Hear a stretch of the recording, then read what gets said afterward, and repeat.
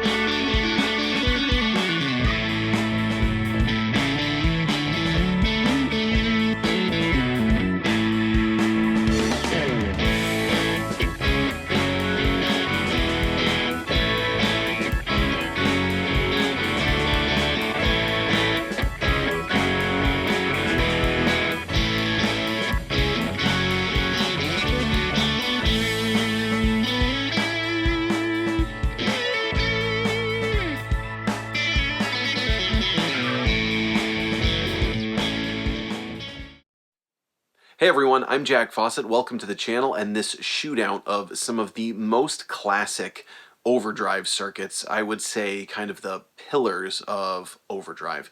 Obviously there are like a billion overdrive pedals out there nowadays, but many of them harken back to these circuits. I'm going to tell you what these are and why I picked them. And I do want to say obviously best is really entirely subjective. I mean, you can certainly make objective judgments over the quality of how something was built and this and that. But as far as the tone and how they're used, one is going to be right for someone, one is going to be right for someone else. So that out of the way, let's talk about these great pedals. Now, the oldest circuit in this list is the first pedal that I'm playing, which is the Ibanez Tube Screamer. And I'm using a TS-808. I also could have used a TS-9 in this. That would have accounted for the Tube Screamer as well. Could have used a Maxon 808 because Maxon were the ones who designed it. I'm not going to go into that too deep, but the Tube Screamer to me is one of the smoothest and richest overdrives that are out there. And I've often said that if I had a TS-808 or a TS-9 and a good Fender amp, I'd really be happy for the rest of my life. I think those just sound great, and they really have a power and an oomph to them that I think is notable live. I would also like to say, for as much as Tube Screamers have been maligned by some people and, you know, oh, well, I hate the mid-hump, blah, blah, blah, it's good enough for Stevie Ray Vaughan. I'm just saying. The thing about it that's interesting is when you put it up against the other overdrives, the mid hump, yeah, it's present and yeah, you notice it, but a lot of people say like a Tube Screamer just kind of destroys your tone because it gives you too much of a mid hump and cuts off too much of the bass and everything. I think you'll hear it's actually not that dissimilar from some of these other overdrives. Like, yeah, you notice that tone, but I think it does it in a good way. And particularly in a live band setting, it really just gets your guitar tone to sit in just the right range where it's clear, it punches through, there's no harsh edges or anything. I absolutely love Tube Screamers. Next up, we have the Marshall Bluesbreaker. The other pedals that I've chosen, at least here, are all from the 90s, which is kind of interesting. But this is the Marshall Bluesbreaker. Now, Marshall came out with a whole series of pedals. The idea was that they were going to emulate classic Marshall amps. The Bluesbreaker kind of became the most popular of them. Ironically, I actually don't think the Bluesbreaker really sounds like the Marshall Bluesbreaker amp, of which I do have one. I really just think that the Marshall Bluesbreaker is a great low to mid gain overdrive pedal. It has kind of the most woodiness, and there's almost like a twang to it, I want to say. Now, the Bluesbreaker has actually always been one of my favorite overdrive pedals. This is one of the modern reissues that are, as far as I know, made exactly like the originals in the 90s, where tonally it sounds just like the originals that were made in the 90s. And it really is a great pedal. You'll see there is a little quirk on it where it, like, the gain doesn't really pick up until sort of the end of the dial on the knob.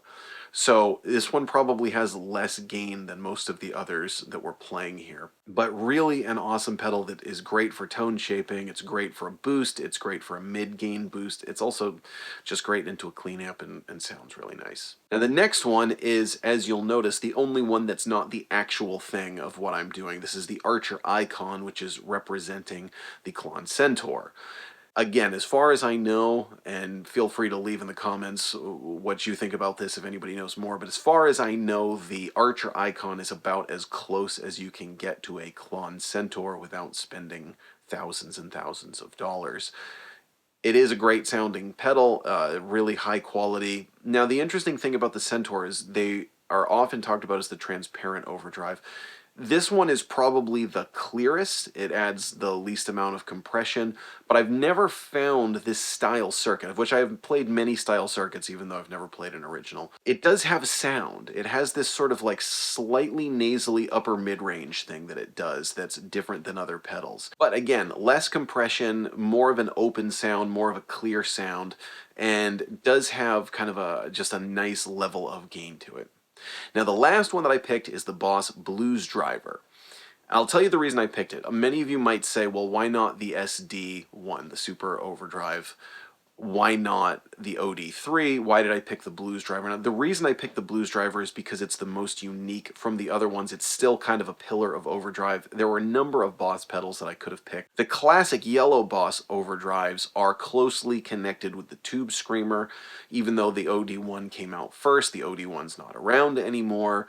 And the Bluesdriver, I thought, was the most unique, still a very significant overdrive. The interesting thing about this one is it's definitely got the most gain. I think you'll probably notice it. This one really has almost more like an edge of distortion sound to it. I've often said that the Bluesdriver actually gets the closest to an actual cranked tube amp sound because it sort of has that little bit of chaoticness to it.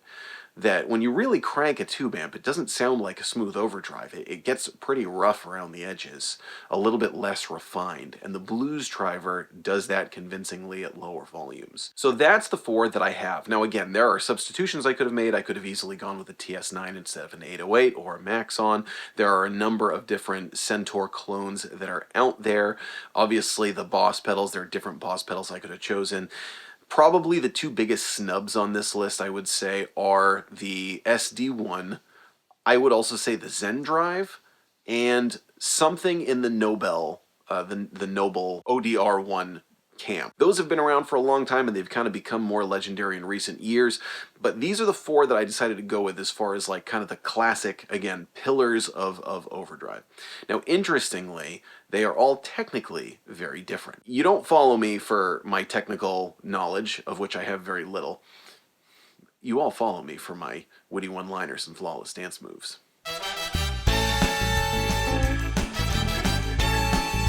But what I will say is you've got the Tube Screamer, which is op-amp based. You've got the Centaur, which is diode based. You've got the Bluesdriver, which is transistor based. And then you've got the Bluesbreaker, which runs off of the tears of John Mayer fans when they listen to Slow Dancing in a Burning Room. What I would love is if there are any of you who have this sort of technical mind, please leave in the comments a little bit more detailed. What is it technically that makes these different? The interesting thing is, again, for as different as they are, they're actually pretty similar, you know, particularly the Bluesbreaker and the Tube Screamer. A couple of times kind of listening back and forth as I was playing around with it, I found them very interchangeable. You know, obviously, yes, there is a difference, but, you know, for all practical applications, you could use one or the other and not be that far off the beaten path. The Centaur might be one that I would use into a darker amp that's more compressed on its own. The Tube Screamer I might more likely use on an amp like a Fender that has a little bit of a mid-scoop and it kind of fills in that space. The Bluesbreaker I think really would just work with anything. It's a great overdrive. The one that did sound the most different to me was the Bluesdriver. It again just had the most edge, the most aggression, the most gain. And that's another one that I think would just work great into any amp in really any situation. Now, obviously, there are a number of ways that you could do an overdrive shootout like this, and so I am going to show you two different styles here. You just heard it going into a clean amp. That is going into a Supro Amulet 12. One of the most popular ways to use overdrives, though, is to boost an already overdriven amp. So for the next part, I'm going to switch over to my Marshall JVM and play on a light crunch setting, and then we're going to drive it harder with these pedals. And for that, I'm going to use a Gibson Les Paul. So let us know which one of these is your favorite. Do you think one is more versatile than another? Which one suits your tonal style the best? Now, if you're interested in any of these pedals and you want to support the channel, you are going to find links to them below. Those are affiliate links. If you do shopping through those links, I get commission off of the sale at no additional cost to you. If you want to find other ways to support the channel, you will also find a link to a gear recommendations website, which is part of my webpage. All the links in there are affiliate links. If you do any shopping, you can get cool gear and support my channel at the same time. You will also find my PayPal and my Venmo. If you send me a tip of $7 or more, I'm going to give you access to a website where you can get all of my music downloads, including jam tracks, from now until the end of eternity. That link will always be good. I'm going to upload all of my new stuff up there so you can get some cool music, some cool jam tracks, and you can help me out a little bit. So again, let us know which one is your favorite. What applications do you think each of them is best for? Do you think one works better as a boost? Do you think one works better into a clean amp? Let us know what you think. Stick around for some tone with a Gibson Les Paul and a Marshall amp. I'm Jack Fossett. Please remember to like, share, and subscribe. And I hope you enjoy the rest of the video.